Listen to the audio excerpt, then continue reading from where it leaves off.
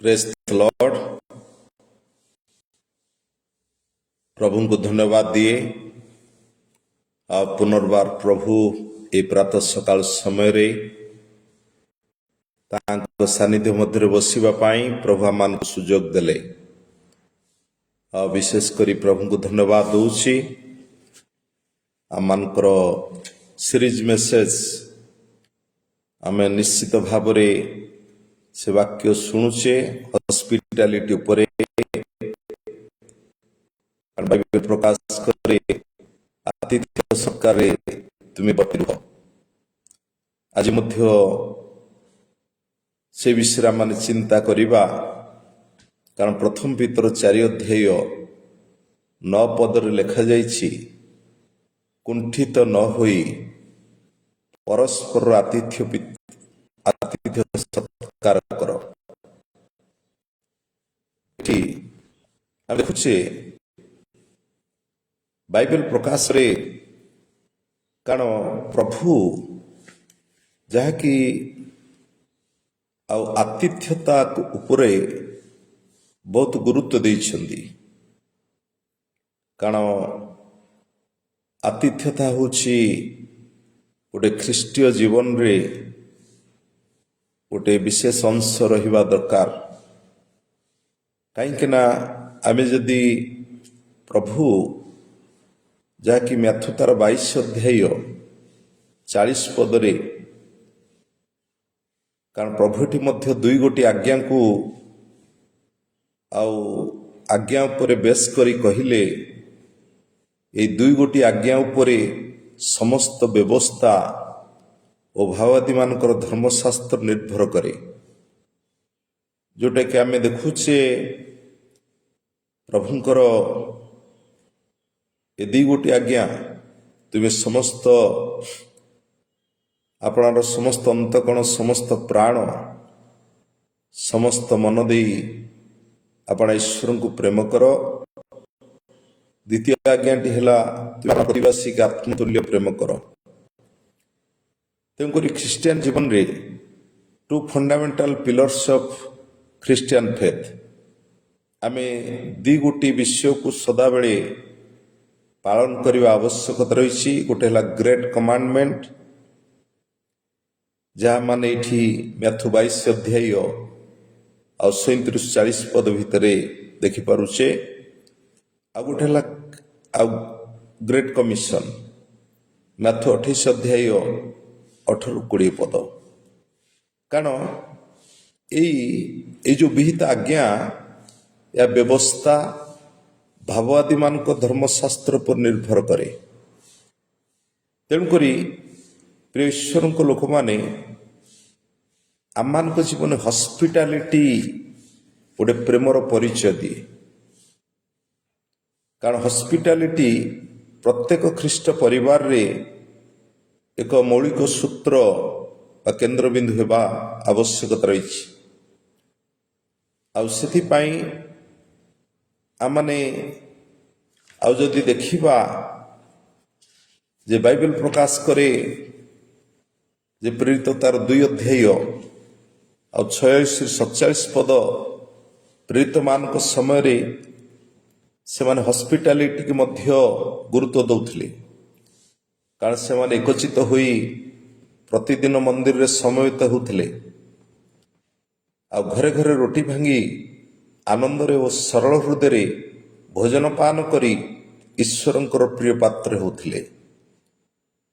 इठी प्रिय ईश्वरंक लोक माने आमे हॉस्पिटैलिटी सदा बेले आमान को कौन करे गोटे एकता गोटे दलबद्ध भाव रे आमे किसी कार्य करू।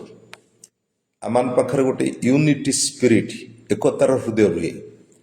परस्पर भितरे गोटे संयोगता परस्पर भितर मिलनता। तेणुकरी से प्रेरित माने कौन करुले लोक मानकर प्रिय पात्र होते। लोके मंडली सहित एवरीडे कौन होते आड होते संयोगित होते। कारण वन स्पिरिट वन हार्ट जिते माने मंडली मध्य गोटे पालकर अधीन रहू ताले सेठी ମଣ୍ଡଳିକ ହେବ ବୃଦ୍ଧି ସାଧିତ ହେବ। ସେ ମଣ୍ଡଳୀ ଭିତରେ ଜାଗୃତ ଆତ୍ମା ରହିବ। ସେ ମଣ୍ଡଳୀ ଆଉ ଗୋଟେ ରିଭାବୁଲ ମଧ୍ୟ ରହିବ। ସେ ମଣ୍ଡଳୀ ପିତା ପୁତ୍ର ପବିତ୍ର ଆତ୍ମାଙ୍କ ସମ୍ମିଶ୍ରଣ ମଧ୍ୟରେ ଆଗକୁ ବଢ଼ିବ। ତ ସେଥିପାଇଁ ଆମେ ଦେଖୁଛେ ହସ୍ପିଟାଲିଟି, ଯେତେବେଳେ ସାଧୁ ପ୍ରେରିତ ପାଉଲ ଯେତେବେଳେ ଜାହାଜ ଭଗ୍ନ ହେଲା, ଏଠି ଆମେ ମଧ୍ୟ ଦେଖୁଛେ ଯଦି 28 ଅଧ୍ୟାୟ ପ୍ରେରିତ 28 ଅଧ୍ୟାୟକୁ ଦେଖିବେ 7 ପଦରେ, ଯେତେବେଳେ ଆଉ ସିଏ ସେଇ ସ୍ଥାନରେ ପବ୍ଲିୟ ନାମକ ସେ ଦ୍ୱୀପର ପ୍ରଧାନ ବ୍ୟକ୍ତିଙ୍କ ଗୃହ ଓ ଭୂମି ଥିଲା, ସେମାନଙ୍କୁ ଗ୍ରହଣ କରି 3 ଦିନ ପର୍ଯ୍ୟନ୍ତ ଆମମାନଙ୍କର ଆତିଥ୍ୟତା କଲା। ଏଠି ସାଧୁ ପ୍ରେରିତ ପାଉଲ ଲେଖୁଛନ୍ତି ଯେ କି ପବ୍ଲିୟ ସେ କ'ଣ କଲା, ସିଏ ଆଉ ପ୍ରେରିତ ପାଉଲ ଏବଂ ତାଙ୍କର ସଙ୍ଗୀମାନଙ୍କର ସିଏ 3 ଦିନ ପର୍ଯ୍ୟନ୍ତ ସେ ଆତିଥ୍ୟତା କଲା। ବାଇବେଲ ପ୍ରକାଶ କରୁଛି ଆଉ ସେଇ ସମୟରେ ପବ୍ଲିୟ ଓ ତାଙ୍କର ପିତା ସେ ଜ୍ୱର ଓ ଅମାସ ରୋଗରେ ପୀଡ଼ିତ ଥିଲେ। ପାଉଲ ଭିତରକୁ ଯାଇ ତାଙ୍କ ପାଇଁ ପ୍ରାର୍ଥନା କଲେ, ସେ ରୋଗରୁ ସୁସ୍ଥ ହେଲେ। ସେହି ସ୍ଥାନରେ ଅନେକ ପୀଡ଼ିତମାନେ ଆସି ସୁସ୍ଥତା ପ୍ରାପ୍ତ ହେଲେ। ଆମେ ବାଇବେଲ ପ୍ରକାଶ କରୁଛି ସେଠାରେ ଲୋକମାନେ ବହୁତ ବହୁଳ ଭାବରେ ତାଙ୍କୁ ସମ୍ମାନିତ ରେସ୍ପେକ୍ଟ କଲେ ପାଉଲଙ୍କୁ। କାହିଁକି ନା ଆଉ ସେ ସ୍ଥାନରେ ମଧ୍ୟ ଆମେ ଦେଖୁଛେ ହସ୍ପିଟାଲିଟି, ତାପରେ ସେ ପରିବାର ମଧ୍ୟ ସେ ଗ୍ରାମରେ, ଆଉ ଯେତେବେଳେ ସାଧୁ ପ୍ରେରିତ ପାଉଲ ସେଠୁ ସ୍ଥାନରୁ ବାହାରିଲେ ଆଉ ସେମାନଙ୍କୁ ତାଙ୍କର ପ୍ରୟୋଜନ ମଧ୍ୟ ଯୋଗାଇଥିଲେ।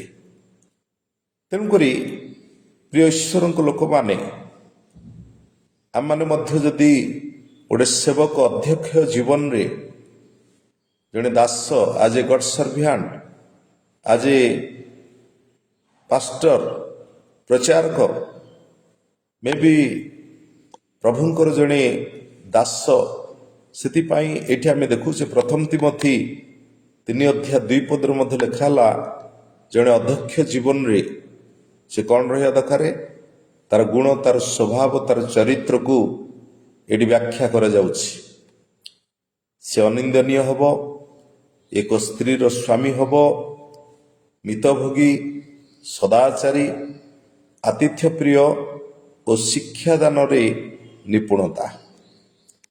ଏଠି କେତେ ଗୁଡ଼ିଏ ବିଷୟ, ଜଣେ ଅଧ୍ୟକ୍ଷ, ଜଣେ ନେତୃତ୍ୱ ନେଉଥିବା ବ୍ୟକ୍ତି ବା ଜଣେ ପ୍ରଭୁଙ୍କ ଠାରେ ଆଉ ଯେତେବେଳେ ନେତାର ପଦବାଚ୍ୟ ବା ପାଏ ବା ଆଜ ଏ ଗଡ୍ ସର୍ଭିଆଣ୍ଟ, ଏଠି ସେ ପ୍ରଥମ ବିଷୟ ହେଲା ଅନିନ୍ଦନୀୟ। ତାର ଏଇଟା କ୍ୱାଲିଟି ରହିବା ଦରକାର। ମାଣ୍ଡଳିକ ଭାବରେ ହଉ, ସମାଜ ମଧ୍ୟରେ ହଉ। ସେକେଣ୍ଡ ବିଷୟ ହେଉଛି ଏକ ସ୍ତ୍ରୀର ସ୍ୱାମୀ, ମିତଭୋଗୀ, ମିଳାପୀ, ସମସ୍ତଙ୍କ ସହିତ ଉତ୍ତମ ସମ୍ପର୍କରେ ରହିବା ଆବଶ୍ୟକତା ରହିଛି।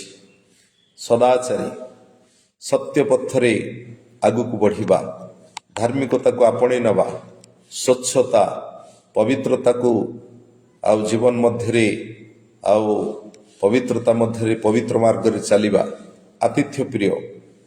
ଏଠି ହସ୍ପିଟାଲିଟି ବିଷୟ ରହିଲା। ତାପରେ ଶିକ୍ଷାଦାନ ନିପୁଣତା। ଏଠି ସାଧୁ ପ୍ରେରିତ ପାଉଲ କେତେ ଗୁଡ଼ିଏ ଟିପ୍ପଣୀ ଦେଲେ ଜଣେ ଅଧ୍ୟକ୍ଷର କ୍ୱାଲିଟି। ତେଣୁକରି ଆମେ ଦେଖୁଛେ ଆମେ ହସ୍ପିଟାଲିଟି ଦ୍ୱାରା ଆମେ ଅନେକ ବେନିଫିଟ୍ ମଧ୍ୟ ପାଉଛେ। ତା ମଧ୍ୟ ଆମମାନେ ପ୍ରେମର ପରିଚୟ ମଧ୍ୟ ଆମେ ଦେଉଛେ। ପ୍ରେମ ଯଦି ଆମମାନଙ୍କ ମଧ୍ୟରେ ସେଇ ସ୍ୱର୍ଗୀୟ ପ୍ରେମରେ ଆମେ ପରିବ୍ୟାପ୍ତ ରହିଛେ, ତାହେଲେ ଆମମାନଙ୍କର ସେ ଆତିଥ୍ୟତା ଉପରେ ଆମମାନେ ଗୁରୁତ୍ୱ ଦେବା। କାରଣ ବାଇବେଲ ପ୍ରକାଶ କରୁଛି ହିତୋପଦେଶର 14 ଅଧ୍ୟାୟ 31 ପଦ ଲେଖା ଅଛି, ଯେଉଁ ଲୋକ ଦିନହୀନ ପ୍ରତି ଉପଦ୍ରବ କରେ, ସେ ତାହାର ସୃଷ୍ଟିକର୍ତ୍ତାକୁ ନିନ୍ଦା କରେ। ପୁଣି ଯେ ଦରିଦ୍ରକୁ ଦୟା କରେ ସେ ତାହାକୁ ଆଦର କରେ। ଆମମାନେ ସଦାବେଳେ ଦିନହୀନ ଦରିଦ୍ର ଯେଉଁମାନେ ସେମାନଙ୍କର ମଧ୍ୟ ଏଠି ହସ୍ପିଟାଲିଟି ବିଷୟକୁ ପ୍ରଭୁ ଜ୍ଞାନୀ ସଲୋମନ ମଧ୍ୟ ଲେଖୁଛନ୍ତି। ଯେଉଁ ଲୋକ ଦିନହୀନ ପ୍ରତି ଉପଦ୍ରବ, ତୁଚ୍ଛ ନିଚ ଭେଦଭାବ ଆମମାନଙ୍କ ଭିତରେ ରହିବା ଆବଶ୍ୟକତା ନାହିଁ। କାରଣ ମାନେ ଜଣେ ଗରିବ ଲୋକ ହେଲେ ମଧ୍ୟ ତାକୁ ସମ୍ମାନିତ କରିବା। କାରଣ ଦିନହୀନ ଲୋକମାନଙ୍କୁ ଆମେ ତୁଚ୍ଛ କରିବାର ଅର୍ଥ ହେଉଛି ସୃଷ୍ଟିକର୍ତ୍ତାଙ୍କୁ ଆମମାନେ ନିନ୍ଦା କରୁ। ଯେ ଦରିଦ୍ରକୁ ଦୟା କରେ ସେ ତାହାକୁ ଆଦର କରେ। ତେଣୁକରି ପ୍ରିୟ ଈଶ୍ୱରଙ୍କ ଲୋକମାନେ ଏଠି ମଧ୍ୟ ଆମମାନେ ଦେଖୁଛେ ଜ୍ଞାନୀ ସଲୋମନ ଲେଖିଲେ ଆଉ ହିତବୋଧସ୍ତାର 19 ତାର 17 ପଦରେ ଯେ ଦରିଦ୍ରକୁ ଦୟା କରେ ସେ ସଦାପ୍ରଭୁଙ୍କୁ ଋଣ ଦିଏ, ପୁଣି ଈଶ୍ୱର ତାର ଉତ୍ତମ କର୍ମର ପରିଶୋଧ କରିବେ। ଏଠି ଆମମାନେ ଯଦି ଜଣେ ଗରିବ ଲୋକ ଦରିଦ୍ର ଲୋକକୁ ଦୟା କରୁଛେ ଏବଂ ଆମମାନଙ୍କର ହସ୍ପିଟାଲିଟି ଦ୍ୱାରା ଗୋଟେ ଗରିବ ଲୋକ ଯଦି ଉପକୃତ ହେଉଛି ତାହେଲେ ଆମମାନେ ସଦାପ୍ରଭୁଙ୍କୁ ଋଣ ଦେଉଛେ। ବାଇବେଲ ପ୍ରକାଶ କରେ it is the good thing, ଈଶ୍ୱରଙ୍କର ଉତ୍ତମ କର୍ମ ପ୍ରଭୁ ତାଙ୍କର ବାକ୍ୟ ପ୍ରଭୁ ବାକ୍ୟ ନିଷ୍ଫଳ ହେବନି। ସେଥିପାଇଁ ପ୍ରଭୁ ଆମେ ଯେତେବେଳେ ହସ୍ପିଟାଲିଟି କରୁ, ଅନ୍ୟକୁ ଆଦର କରୁ, ଅନ୍ୟକୁ ସମ୍ମାନିତ କରୁ, ଦିନ ଦରିଦ୍ର ଲୋକମାନଙ୍କୁ ଦାନ ଦଉ, ଏଠି ବାଇବେଲ ପ୍ରକାଶ କରେ କିଛି ଆମମାନେ ପାଇବା ଆଶାରେ କରିବା ଆବଶ୍ୟକତା ନୁହଁ ସଦାବେଳେ। ସେଥିପାଇଁ ତ ପ୍ରଭୁ ଲୁକ 14:13 କହିଲେ, ଯେତେବେଳେ ପ୍ରଭୁ ଭୋଜ ପ୍ରସ୍ତୁତ କଲେ, ନିମନ୍ତ୍ରିତ ଲୋକମାନେ ଆସିବା ପାଇଁ ଅମଙ୍ଗ ହେଲେ, କିନ୍ତୁ ପ୍ରଭୁ ସେଇଠି ତାଙ୍କର ଦାସମାନଙ୍କୁ କହିଲେ ଆଉ ଦରିଦ୍ର, ପଙ୍ଗୁ, ଖଞ୍ଜ, ଅନ୍ଧମାନଙ୍କୁ ନିମନ୍ତ୍ରଣ କର। ଆଉ ଲୁକ 14:14 ଲେଖା ହେଲା, ତାହେଲେ ତୁମେ ଧନ୍ୟ ହବ। କାରଣ କାହିଁକି ଧନ୍ୟ ହବ? ତାର ପ୍ରତିଦାନ ଦେବା ନିମନ୍ତେ ସେମାନଙ୍କ ପାଖରେ କିଛି ନାହିଁ। ପ୍ରଭୁ ତାକୁ ବାପସ କରିବେ, ଫେରିବେ। ଏଠି ପ୍ରଭୁ ଆମମାନଙ୍କୁ ଗୋଟିଏ ବିଷୟ କହିଲେ, ଯେଉଁମାନେ ଦିନହୀନ ଦରିଦ୍ର, ପଙ୍ଗୁ, ଖଞ୍ଜ, ଅନ୍ଧମାନେ ସେମାନଙ୍କୁ ଭୋଜଗୃହକୁ ଡାକ। ଯେଉଁମାନେ କିଛି ଫେରେଇ ପାରିବେନି, ଯେଉଁମାନେ ତାର ପ୍ରତିଦାନ ଦେଇପାରିବେନି, ତାହେଲେ ତୁମମାନେ ଧନ୍ୟ ହବ। ତା ପ୍ରଭୁ ମଧ୍ୟ ପରିଶୋଧ କରିବେ। ତେଣୁକରି ଏଠି ଆତିଥ୍ୟତା ଈଶ୍ୱରଙ୍କ ଲୋକମାନଙ୍କ ଜୀବନରେ ରହିବା ଆବଶ୍ୟକତା ରହେ। ଆତିଥ୍ୟତା ଦ୍ୱାରା ଆମମାନେ ଆଉ ଈଶ୍ୱରଙ୍କ ଠାରୁ ଉତ୍ତମ ଉତ୍ତମ ବିଷୟକୁ ମଧ୍ୟ ଆମମାନେ ପ୍ରାପ୍ତ ହଉ। ଯଦି ଆମମାନେ ଦରିଦ୍ରକୁ ଦୟା କରୁଛେ ତାହେଲେ ସଦାପ୍ରଭୁଙ୍କୁ ମଧ୍ୟ ଆମମାନେ ଋଣ ଦେଉଛେ। ତାହେଲେ ଆମେ ଏଠି ଗୋଟିଏ ବିଷୟ ହେଲା, ସଦାପ୍ରଭୁ ତାକୁ ପରିଶୋଧ କରିବେ। କାରଣ ପ୍ରଭୁ ସେଥିପାଇଁ ବାଇବେଲ ପ୍ରକାଶ କରେ ଆଉ ଆମେ କିଛି ପାଇବା ଆଶାରେ ତା କରିବା ନାହିଁ। ଆମ୍ଭଠାରେ ଆତିଥ୍ୟତାକୁ ବେଶୀ ପ୍ରଭୁ ଗୁରୁତ୍ୱ ଦେଲେ। ତେଣୁକରି ଆମମାନଙ୍କ ଜୀବନରେ ବାଇବେଲ ପ୍ରକାଶ କରୁଛି ହସ୍ପିଟାଲିଟି ଦ ଆଗାପି ଲଭ୍ ଆମ ଜୀବନରେ ଏକ ସ୍ରୋତ ହେବା ଆବଶ୍ୟକତା ରହିଛି। ସେଥିପାଇଁ ରୋମୀ ତାର 12 ଅଧ୍ୟାୟ 13 ଲେଖା ହେଲା, ସାଧୁମାନଙ୍କର ଅଭାବ ମୋଚନ କର, ଆତିଥ୍ୟ ସତ୍କାରରେ ବର୍ତ୍ତି ରୁହ। ଏଠି ମଣ୍ଡଳୀର ଲୋକମାନଙ୍କୁ ପ୍ରେରିତ ପାଉଲ ଲେଖୁଛନ୍ତି, ଇନଷ୍ଟ୍ରକ୍ସନ ଦେଲେ। କ'ଣ ଦେଲେ? ଆଜ ଏ ପାଷ୍ଟର, ଆଜ ଏ ପ୍ରଚାରକ, ଗଡ୍ ସର୍ଭ୍ୟାଣ୍ଟ। ଏଠି ମଣ୍ଡଳୀର ସାଧୁମାନେ କିଏ? ଯେଉଁମାନେ ମେଷମାନଙ୍କର ତତ୍ତ୍ୱ ନିଅନ୍ତି, ଯେଉଁମାନେ ଗଡ୍ ସର୍ଭ୍ୟାଣ୍ଟ। ଏଠି ବାଇବେଲ ପ୍ରକାଶ କରୁଛି ସାଧୁମାନଙ୍କର ଅଭାବକୁ କୋଉମାନେ ମୋଚନ କରିବେ? ମଣ୍ଡଳୀର ଲୋକମାନେ। ମଣ୍ଡଳୀର ଲୋକମାନେ ବୁଝିବା ଦରକାର, ସାଧୁମାନଙ୍କର ଆବଶ୍ୟକତାକୁ ମଣ୍ଡଳୀ ଲୋକମାନେ ମୁଣ୍ଡେଇବା ଦରକାର। ଆତିଥ୍ୟତାକୁ ସାଧୁ ପ୍ରେରିତ ପାଉଲ ମଧ୍ୟ ଅତି ଗୁରୁତ୍ୱ ଦେଲେ। ସେଥିପାଇଁ ତୃତୀୟ ଯୋହନ ଯଦି ଆପଣମାନେ ଆଉ ଦେଖିବେ 3 ପଦରୁ 8 ପଦ ଭିତରେ ଏଠି ସାଧୁ ଜୋନ୍ ମଧ୍ୟ ଲେଖିଲେ। ସେ ମଣ୍ଡଳୀ ନିକଟକୁ ସେ ଲେଖୁଛନ୍ତି। 3rd ଜୋନ୍ ଗୋଟିଏ ଚାପ୍ଟର ରହିଛି, ଆମେ 5ରୁ 8 ପଦ ଭିତରେ ଯଦି ଦେଖିବା, ସେଠି ଅତି ଗୁରୁତ୍ୱପୂର୍ଣ୍ଣ ବିଷୟ, ପ୍ରେମ ବିଷୟକୁ ସେ ଲେଖିଲେ।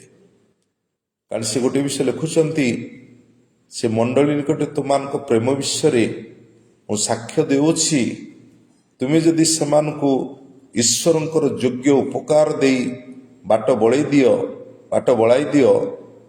ତାହେଲେ ଉତ୍ତମ କାର୍ଯ୍ୟ କରିବ। ସାଧୁ ଜନରେ ଲେଖୁଛନ୍ତି, କୋଉମାନେ? ସାଧୁମାନଙ୍କର।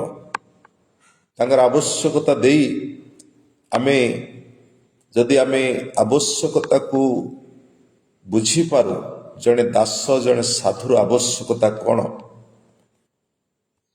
କାହିଁକି ନା ସେମାନେ ବିଜାତିମାନଙ୍କ ଠାରୁ କିଛି ଗ୍ରହଣ ନ କରି ଖ୍ରୀଷ୍ଟଙ୍କ ନାମ ସକାଶେ ବାହାରି ଅଛନ୍ତି। ତେଣୁକରି ଏଠି ଜଣେ ସାଧୁ ଲୋକ ବା ଜଣେ ପ୍ରଭୁଙ୍କ ଦାସ, ସେମାନେ ସଦାବେଳେ ଟ୍ରଷ୍ଟ କରନ୍ତି ଈଶ୍ୱରଙ୍କ ଉପରେ। ପ୍ରଭୁ ଯେଉଁ ଉଦ୍ଦେଶ୍ୟରେ ତାଙ୍କୁ ପଠେଇଛନ୍ତି, କାରଣ ସେଥିପାଇଁ ବାଇବେଲ ପ୍ରକାଶ କରେ, ଆମମାନେ ଯେପରି ସତ୍ୟ ସକାଶେ ସେମାନଙ୍କର ସହକାର୍ଯ୍ୟକାରୀ ହୋଇପାରୁ, ସେଥିପାଇଁ ସେମାନଙ୍କର ଉପକାର କରିବା ଆମ୍ଭର କର୍ତ୍ତବ୍ୟ। ଏଠି ଇନଷ୍ଟ୍ରକ୍ସନ ଦେଲେ ସାଧୁ ଜୋନ। କାରଣ ବଡ଼ ବିଷୟ ହେଲା, ପ୍ରଥମ ବିଷୟ ହେଲା ହସ୍ପିଟାଲିଟି ଉପରେ ସାଧୁ ଜୋନ ମଧ୍ୟ ଅଧିକ ଗୁରୁତ୍ୱ ଦେଲେ। ମଣ୍ଡଳୀକୁ ପତ୍ର ଲେଖିଲେ, ଏଇଟା ହେଉଛି ଉତ୍ତମ କାର୍ଯ୍ୟ। ପ୍ରଭୁଙ୍କ ଦାସମାନେ ସେମାନେ ବିଜାତିମାନଙ୍କ ଉପରେ ନିର୍ଭର କରିନାହାନ୍ତି। ଦାସମାନେ ଈଶ୍ୱରଙ୍କ ଲୋକମାନଙ୍କ ଉପରେ ନିର୍ଭର କରନ୍ତି। ଈଶ୍ୱର ତାଙ୍କ ଲୋକମାନଙ୍କ ଭିତରେ କାର୍ଯ୍ୟ କରନ୍ତି, ଆଉ ଦାସମାନଙ୍କର ଆବଶ୍ୟକତା ବୁଝିବା ଆବଶ୍ୟକତା ରହିଛି। ଆମମାନେ ତାହାଙ୍କର ଉପକାର କରିବା, ତାଙ୍କୁ ଦାନ ଦ୍ୱାରା, ତାଙ୍କର ଆତିଥ୍ୟତା ଦ୍ୱାରା ହିଁ ଆମମାନେ ସେବାରେ ରହିବା। ଏଠି ମଣ୍ଡଳୀ କି ଇନଷ୍ଟ୍ରକ୍ସନ ଦିଆଯାଉଛି। ମଣ୍ଡଳୀର ଲୋକମାନେ ଜଣେ ସାଧୁ ବା ଜଣେ ପ୍ରଭୁଙ୍କ ଦାସମାନଙ୍କର ଆବଶ୍ୟକତା ବୁଝିବା ଆବଶ୍ୟକତା ରହିଛି। ଯଦି ଆପଣମାନେ ସେଇ ଚାପ୍ଟର 3rd ଜୋନ୍, ତୃତୀୟ ଜୋନ୍ 9-10 ପଦକୁ ଯଦି ଆଉ ଦେଖିବେ, ସେଠି ଆଉ ଦିୟତ୍ରଫା ମଣ୍ଡଳୀ ମଧ୍ୟରେ ପ୍ରଧାନ ହେବାକୁ ସେ କ'ଣ କଲା? ଇଚ୍ଛା କରେ। ସେ ଆମମାନଙ୍କ ବିରୁଦ୍ଧରେ ମନ୍ଦ କଥା କୁହେ। ସେ ନିଜେ ମଧ୍ୟ ଆତିଥ୍ୟତା କରେ ନାହିଁ ଏବଂ ଆତିଥ୍ୟତା କରୁଥିବା ଲୋକମାନଙ୍କୁ ମନା କରେ। ମଣ୍ଡଳୀ ମଧ୍ୟରେ କେତେବେଳେ ବିଦ୍ରୋହ କେତେବେଳେ ଆରମ୍ଭ ହୁଏ? ଯେତେବେଳେ ମଣ୍ଡଳୀର ଯେଉଁମାନେ ପାଳକମାନଙ୍କର ଅଧୀନସ୍ଥ ହୁଅନ୍ତି ନାହିଁ, ଲିଡରମାନଙ୍କୁ ସମ୍ମାନିତ କରନ୍ତି ନାହିଁ, ସେମାନେ ପାଳକମାନଙ୍କୁ ରିଫ୍ୟୁଜ୍ କରନ୍ତି। ଏଠି ବାଇବେଲ ପ୍ରକାଶ କରୁଛି, ପାଳକମାନଙ୍କୁ ଡୋମିନେଟ୍ କରିବା, ମଣ୍ଡଳୀର ଅଧୀନସ୍ଥ ନ ହେବା, ଦିସ୍ ଟାଇପ୍ ଅଫ୍ ପିପୁଲ୍ ସେମାନଙ୍କ ପାଖରେ ହସ୍ପିଟାଲିଟି ନଥାଏ। ସେଥିପାଇଁ ସାଧୁ ଜୋନ୍ ଲେଖୁଛନ୍ତି ସେମାନେ ମୁଖା ପିନ୍ଧା ଖ୍ରୀଷ୍ଟିଆନ ତାଙ୍କୁ କୁହାଯିବ। ସେମାନଙ୍କର ଅନ୍ତକଣ ମଧ୍ୟ ସିଦ୍ଧ ନଥାଏ।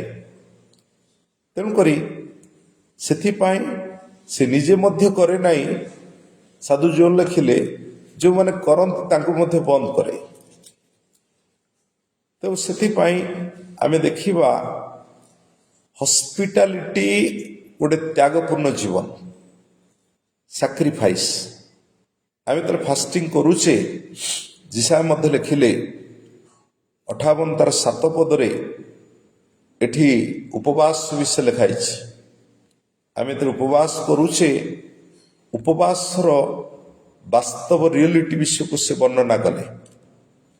କାରଣ ଉପବାସ ସମୟରେ ଆମମାନଙ୍କୁ କ'ଣ କରିବା ପାଇଁ ପଡ଼ିବ? ଆମମାନଙ୍କର ତ୍ୟାଗପୂର୍ଣ୍ଣ ଜୀବନ ରହିବା ଆବଶ୍ୟକତା ରହିଛି।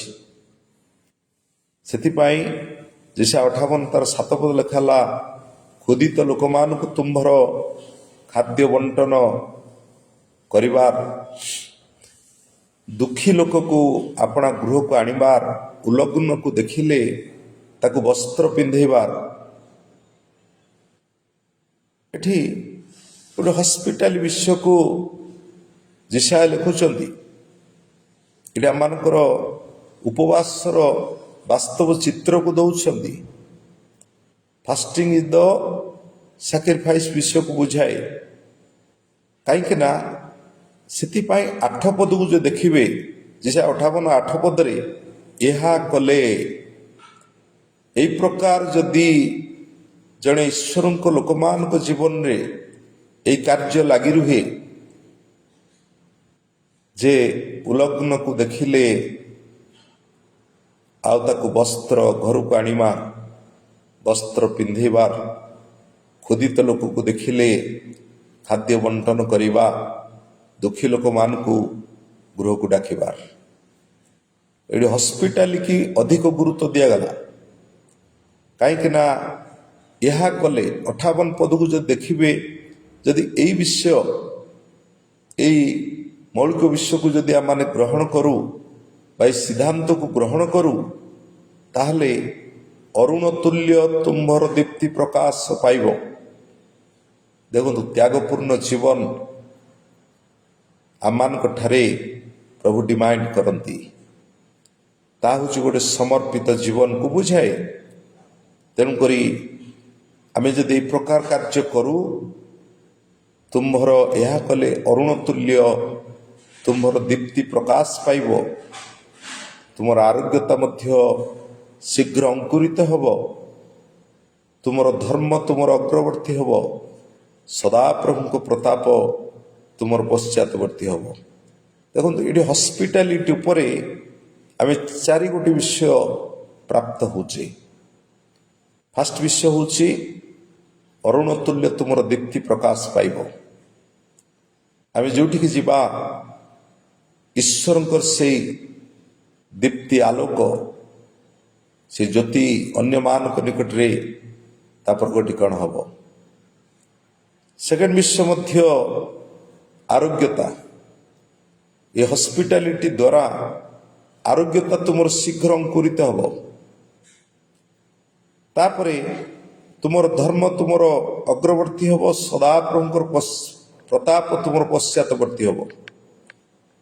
ଏଠି 4 ବିଷୟ ଫାଷ୍ଟିଂ ଅଲୱେଜ୍ ଆମଠାରେ ତ୍ୟାଗ ରହିବା ଦରକାର। ହସ୍ପିଟାଲିଟିକୁ ଈଶ୍ୱର ଅଧିକା ଗୁରୁତ୍ୱ ଦେଲେ, କାରଣ ଯିଶାୟ ଗୋଟିଏ ଖ୍ରୀଷ୍ଟୀୟ ପ୍ରେମର ପରିଭାଷା ଦେଲେ, ତତ୍ସହିତ ତ୍ୟାଗପୂର୍ଣ୍ଣ ଜୀବନ କାଟିବାକୁ କହିଲେ। ସେଥିପାଇଁ ପ୍ରିୟ ଈଶ୍ୱରଙ୍କ ଲୋକମାନେ, ଆମମାନେ ଦେଖୁଛେ ମ୍ୟାଥ୍ୟୁ 10 ଅଧ୍ୟାୟ 40-41 ପଦ ଆମେ ଏଠି ପାଠ କରି ଶେଷ କରିବା। ଯେ ତୁମମାନଙ୍କୁ ଗ୍ରହଣ କରେ ସେ ମୋତେ ଗ୍ରହଣ କରେ, ଯେ ଏବଂ ସେ ମୋର ପ୍ରେରଣକର୍ତ୍ତାଙ୍କୁ ଗ୍ରହଣ କରେ। ଯେ ଭାବାଦିକେ ଭାବାଦି ବୋଲି ଗ୍ରହଣ କରେ ସେ ଭାବାଦୀମାନଙ୍କ ଠାରୁ ପୁରସ୍କାର ପାଇବ। ଯେ ଧାର୍ମିକ ବ୍ୟକ୍ତିକୁ ଧାର୍ମିକ ବୋଲି ଗ୍ରହଣ କରେ ସେ ଧାର୍ମିକ ବ୍ୟକ୍ତି ଠାରୁ ପୁରସ୍କାର ପାଇବ। ତେଣୁକରି ଆସନ୍ତୁ ଈଶ୍ୱରଙ୍କ ଲୋକମାନେ ମୋର ଦାୟିତ୍ୱ ମୋର କର୍ତ୍ତବ୍ୟ ମୁଁ ପାଳନ କରିବି। ମୋତେ ପ୍ରଭୁଙ୍କର ବିହିତ ଆଜ୍ଞାକୁ ପାଳନ କରିବା ପାଇଁ ପଡ଼ିବ। ପ୍ରଭୁ এই ଅନ୍ତିମ ସମୟରେ ଆମେ ବାସ କରୁଛେ। ମଣ୍ଡଳୀ ଶେଷ ସମୟ ଆମମାନେ ପ୍ରଭୁଙ୍କ ସହିତ ଯୋଗସୂତ୍ର ରହିବା। ପ୍ରଭୁଙ୍କର ପ୍ରତିଜ୍ଞା କେବେ ବି ନିଷ୍ଫଳ ହେବନି। ପ୍ରଭୁ ଯାହା ପ୍ରତିଜ୍ଞା କରିଛନ୍ତି ତା ଗୋଟି ଗୋଟି ସଫଳ ହେଉଛି। ତେଣୁକରି ଆସନ୍ତୁ ଈଶ୍ୱରଙ୍କ ଲୋକମାନେ ଅନ୍ତିମ ସମୟରେ ଆମମାନଙ୍କର ସ୍ଥିତି ଆମମାନଙ୍କର ଗତି କି ପ୍ରକାର ରହିଛି ଆମେ ନିଜ ନିଜକୁ ଯାଞ୍ଚ କରିବା। ପ୍ରଭୁଙ୍କର ପ୍ରେମର ପରିଭାଷା ଲୋକମାନଙ୍କ ନିକଟରେ ପ୍ରଗଟୀକରଣ ହେବ। ଲୋକମାନଙ୍କ ଜୀବନରେ ଆମମାନଙ୍କର କାର୍ଯ୍ୟକଳାପ ଲୋକମାନେ ଦେଖିବେ। ଈଶ୍ୱରଙ୍କ ଗୁଣ ସ୍ୱଭାବ ଚରିତ୍ର ଆମମାନଙ୍କ ନିକଟରେ ଫିଟି ବାହାରିବ। ତ ଆସନ୍ତୁ ପ୍ରିୟ ଈଶ୍ୱରଙ୍କ ଲୋକମାନେ ଆମମାନେ ହସ୍ପିଟାଲିଟି ମୋଷ୍ଟ ଭ୍ୟାଲୁଏବୁଲ୍ ଆଉ ହସ୍ପିଟାଲିଟି ଜଣେ ଖ୍ରୀଷ୍ଟୀୟ ଜୀବନରେ ଗୋଟେ ମୁଖ୍ୟ କେନ୍ଦ୍ରବିନ୍ଦୁ ହେବା ଦରକାର। ସେଥିପାଇଁ ଧନ୍ୟବାଦ ଦେଉଛି। ଆଉ ନିଶ୍ଚିତ ଆମେ କିଛି କିଛି ବିଷୟ ଶିକ୍ଷା ଗ୍ରହଣ କରୁଛେ। ଆଜିର ଚିନ୍ତନ ଆଜିର ବାକ୍ୟ ପାଇଁ ମୁଁ ବିଶେଷ କରି ପ୍ରଭୁଙ୍କୁ ଧନ୍ୟବାଦ ଦିଏ। ଆମେ ପୁଣି କାଲି ଦେଖିବା। ଆଉ ଗୋଟେ ସିରିଜ ମେସେଜ ଆମମାନଙ୍କର ଚାଲିଛି ତାହା କଣ୍ଟିନ୍ୟୁ କାଲି ସପ୍ତାହ ସାରା ଗୋଟିଏ ହସ୍ପିଟାଲିଟି ଉପରେ ଆମେ ଅନେକ ବିଷୟ ଶିଖିଲେ। ଧନ୍ୟବାଦ ଦେଉଛି। ଆପଣମାନଙ୍କର ଭଲ ପାଇବା ନିଶ୍ଚିତ ମୋ ପ୍ରତି ରହିଛି। ଧନ୍ୟବାଦ ଦିଏ। ଦୟାକରି ଗୋଟେ ଲାଇକ୍ ସେୟାର ସବସ୍କ୍ରାଇବ୍ ମଧ୍ୟ କରନ୍ତୁ। ଧନ୍ୟବାଦ। ପ୍ରେଜ୍ ଦ ଲର୍ଡ। ପ୍ରଭୁ ଆଶୀର୍ବାଦ କରନ୍ତୁ।